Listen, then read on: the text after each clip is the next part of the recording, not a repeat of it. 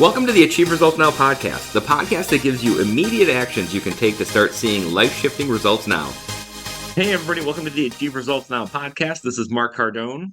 And Theron Fight. So we're continuing our Refocus to Rise series, and we're capping it off today, which is great. We're recording this, about 4 weeks before the end of the year, but when this releases, it'll be pretty close.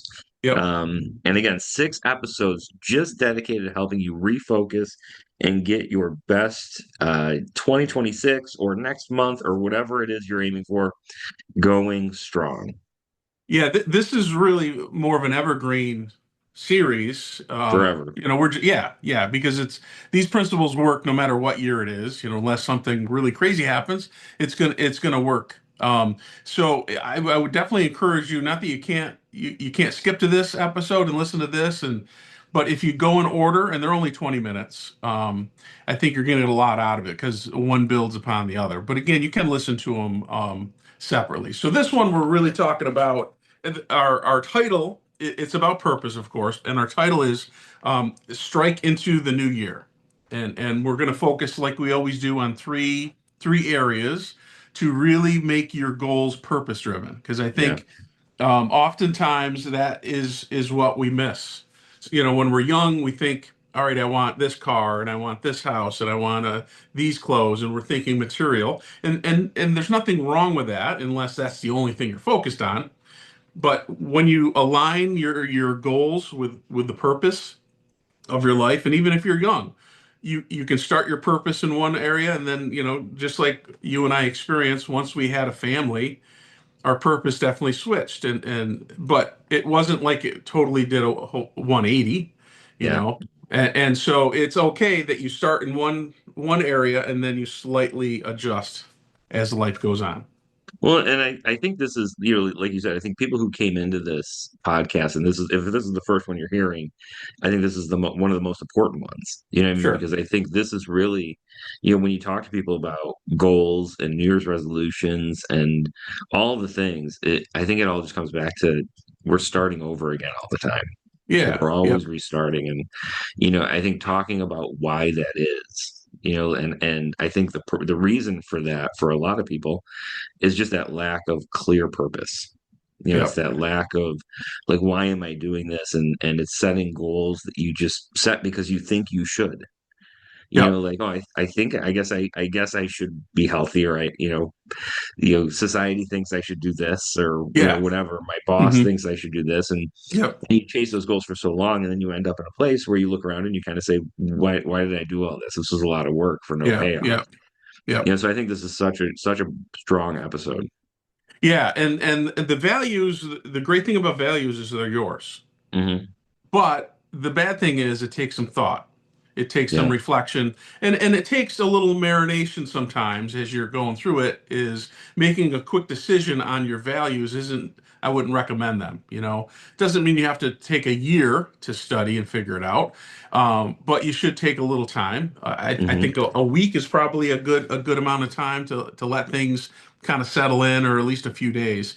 So as you're doing this, I mean, I so many people will spend weeks planning a vacation, which is Yeah. great. There's nothing wrong with that. You're spending a lot of money. You're with people that you love, and you want to make sure it's impactful. However, they don't spend nearly enough time planning the rest of their life.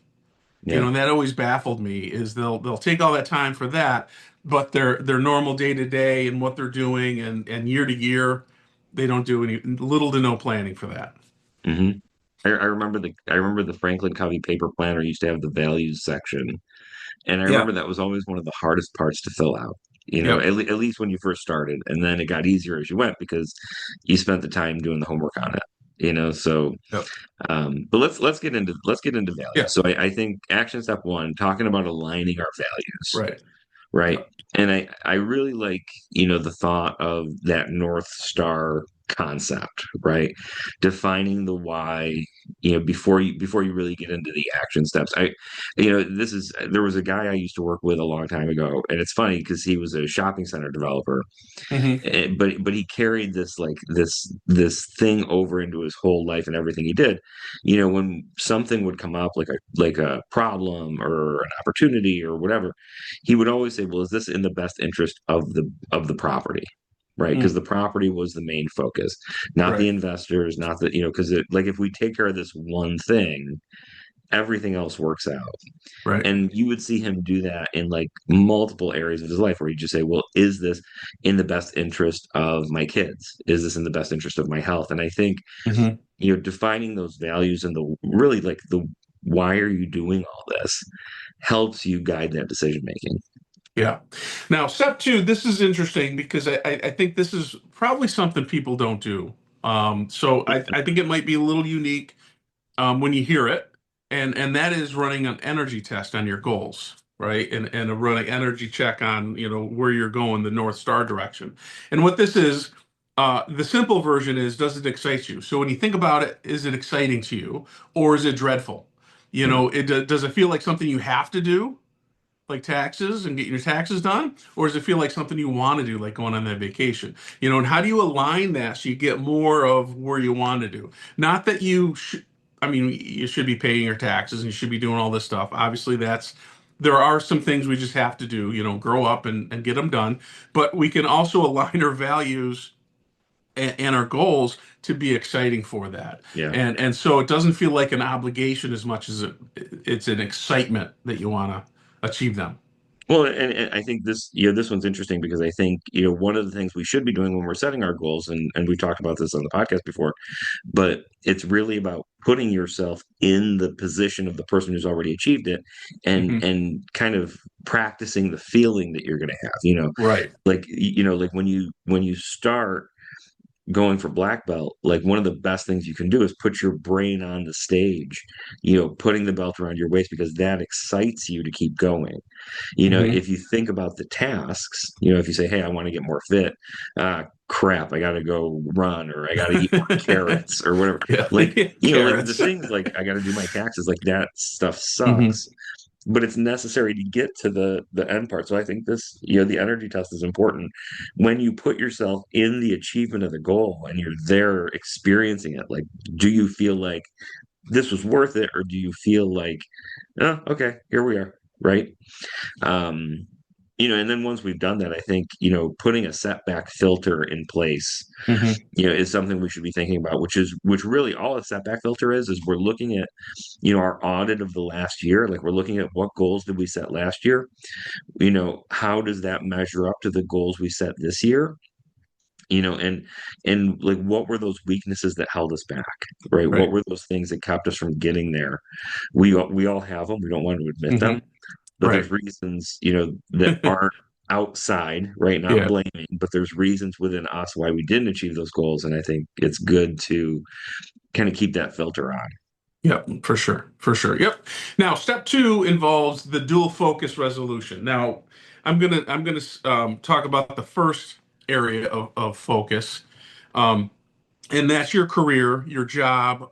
If you don't have one of those yet, if you're in school, you're doing your education, that would fall into that category. So, what that is thinking about the value. How is that going to help you? What are your goals in this? If it's a job or career, obviously it's money making, the financial, so that can lead into a lot of other things. But can you tie it into more than that? And can it be a self development? The dojo, and especially if you're a professional staff, there's a ton of personal development, a ton of it. It goes way Mhm. beyond the physical, which is obvious with martial arts.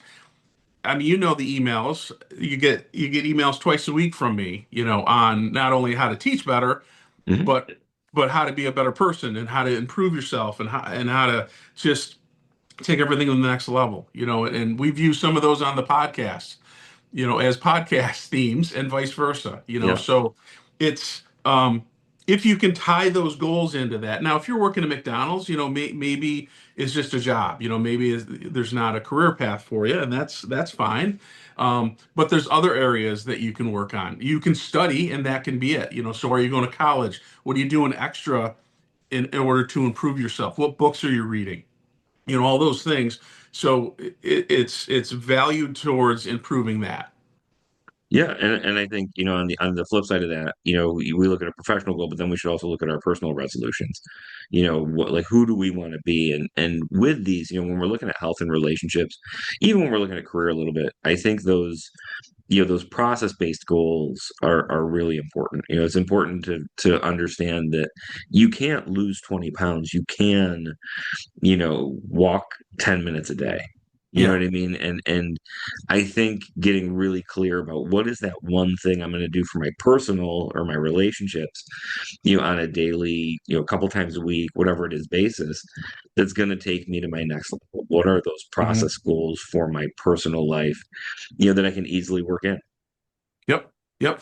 Now, step three is we want to architect the process. Okay. So we want to think, how are we going to put my goals that I have in both areas, especially what we just finished, where we're going to try to meld the two professional and personal goals together? And how do we, what's the micro practice? What are the daily habits that are going to lead towards that? And you alluded to that a little bit just now, but that's the first part of step three is okay, now I got to put it into action. And Yeah. what is it going to be that every day that can lead towards that? And you mentioned a very simple one. If I want to get in better shape and I want to lose 20 pounds, okay, that's the goal. But what's the micro action?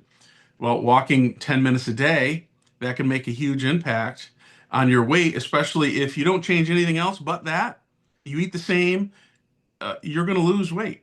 Hmm. And if you don't, there's something inside wrong with you, right? That you have to go search a little more. But then it's a simple calorie in, calorie out because you've increased your exercise. Hmm. Yeah, and I think the second part of this is really about time blocking. And we talk about time management. We do a lot of podcasts on that, but I really think scheduling the things and making sure that they become, a priority. Because Yep. I think it's easy. It's so funny how, we fill our calendar with all the things that we have to do throughout the week, and we save the things that move the needle in our resolutions Hmm. for if we have time for it. Right. Time, which is like the worst way to plan your week, Yeah. but saying, hey, at 6 a.m. I'm going to go for my 10-minute walk every day, and locking it in, at 7 o'clock when I get home at night, I'm going to block 15 minutes to hang out with my kids or 20 minutes to hang out with my kids and learn about their day, but really time blocking those things to make sure that they happen. And a little bit more on this, something that I learned several years ago is you just have to do it. And that's the Nike slogan and all that. But what I mean by that is oftentimes we think about something simple that's only going to take us 5 or 10 minutes to do, and we're like, oh, I'll do it later. I'll do it later. Yeah. And we thought about it for 5 or 10 minutes throughout the day. We could have just got it done. Yeah. And we're thinking about it, we're like, well, I don't really have time now. It's not a priority. And maybe it's not a priority, but sometimes it's just something simple that that if you just get it done, it's going to feel so much better. And it didn't interrupt anything because Yeah. all the mental focus you put on not doing it, you could have had it done. Hmm. So the last one, this is something I think people don't do, and this is establishing a review rhythm. And what that means is when are you going to review your goals? When are you going to do review if you're on track with your goals for the year, for the month, for the week?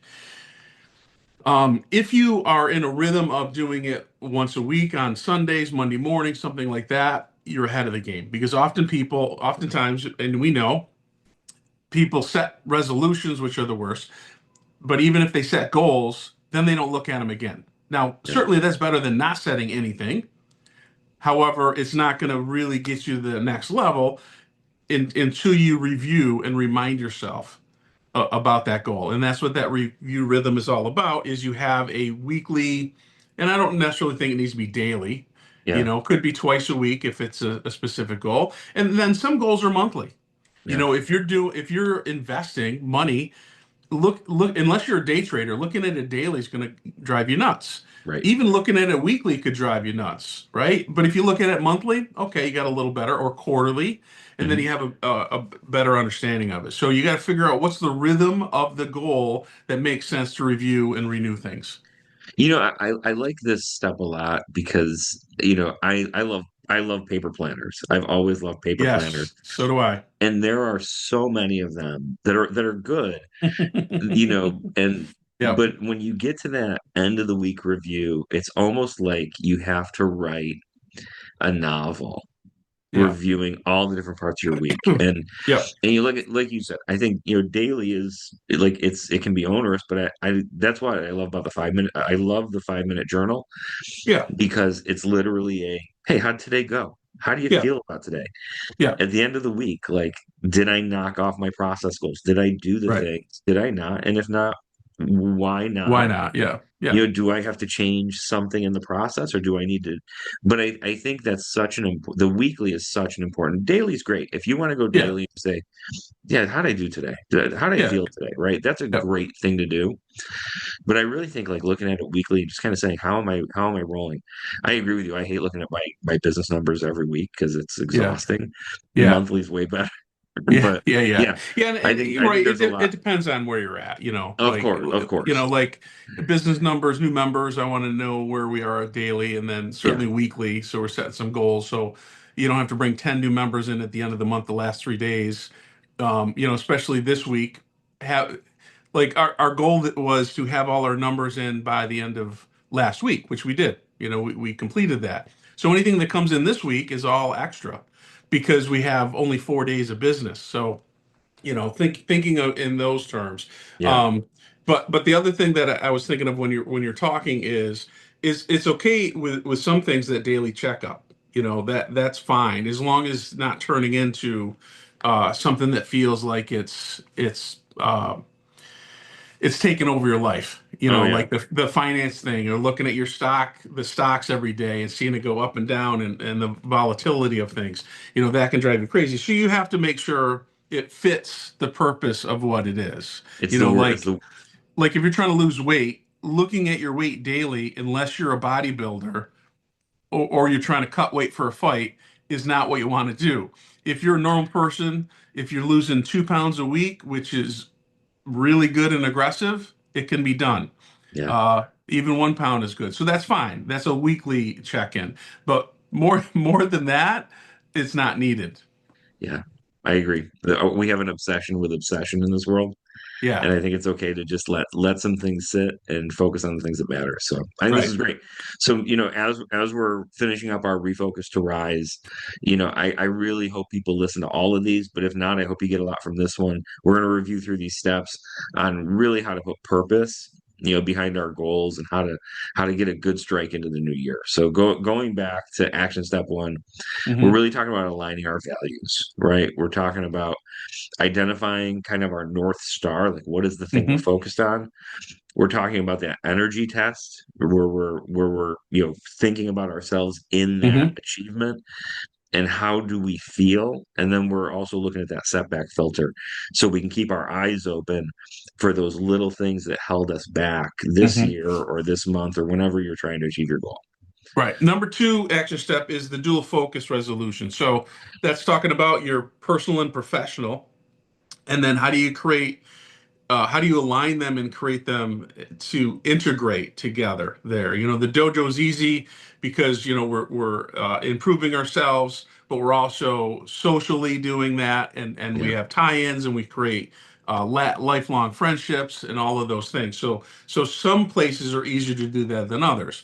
If you have a different thing, it might be slightly different, but you can integrate them because goals have buddies.